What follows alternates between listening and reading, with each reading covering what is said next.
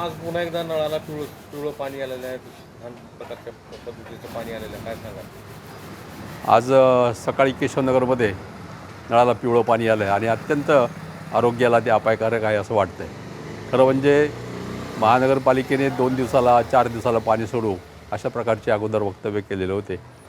सध्या 10 दिवसाला पाणी येतं आहे आणि ते सुद्धा अशुद्ध पाणी. संपूर्ण लातूर शहरामध्ये अशाच प्रकारचं पाणी येतं.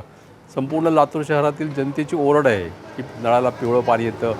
अनेक वेळेला मीडियातनं हा विषय चर्चेला गेला, परंतु याकडे मात्र मनपा हे लक्ष देत नाही आणि जनतेच्या आरोग्याची हेळसांड या ठिकाणी होत आहे.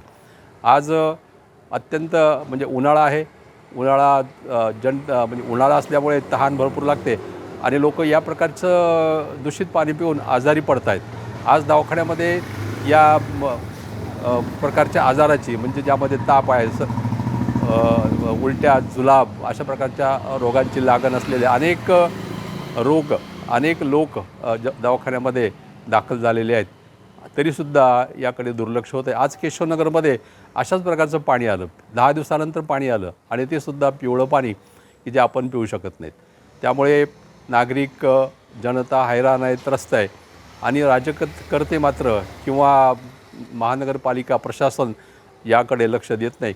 जनतेची अशी एक मागणी आहे, म्हणजे अनेक वेळेला झालेला आहे विषय हा, तरीसुद्धा जनतेची मागणी अशी आहे की आपण या पाण्याची शुद्धीकरणाची प्रक्रिया नेमकी काय बिघाड झालेला आहे, कोणत्या ठिकाणी बिघाड झालेला आहे, याची दुरुस्ती आपण ताबडतोब करावी आणि जनतेचं आरोग्य जपावं. जनतेचं आरोग्य चांगलं असेल तर बाकी सगळं चांगलं आहे. म्हणून जनतेतर्फे अशी विनंती आहे किंवा मागणी आहे की आपण हे जे पाणी दूषितीकरण, पिवळं पाणी, अत्यंत गढूळ पाणी जे नळाला येतं आहे, या पाण्याचं शुद्धीकरण चांगल्या पद्धतीने करावं आणि स्वच्छ पाणी नळाला कसं येईल यासाठी प्रयत्न करावा, हे जनतेची मागणी आहे. धन्यवाद.